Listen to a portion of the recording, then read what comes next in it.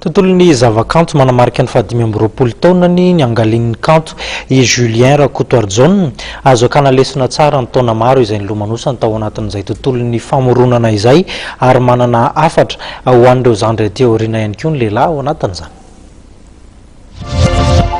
Miaverylanja ny kanto malagasy ankehitriny, variana anatin'ny ritma sy ny fanarahana ny malaza ny velany na ny antsoina hoe tendance ny mpakafy ka hany ka manaraka izany ireo mpanakanto.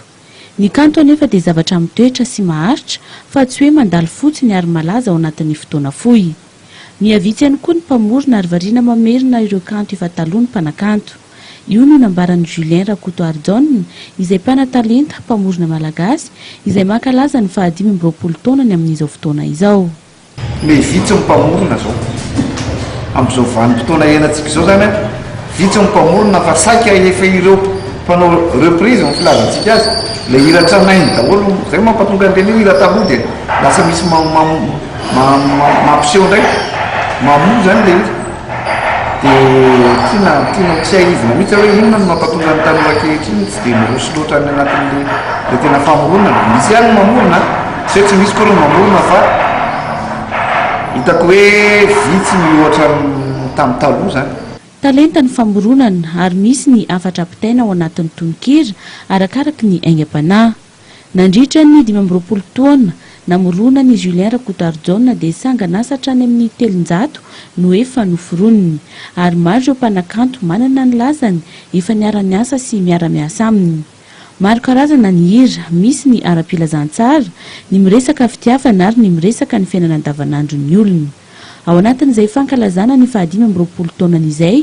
dia isy ny hetsika karakarainy miaraka amin'ireo mpanakanto maro etsy amin'ny CCSK Tanimena ny asabotsy ho avy izao.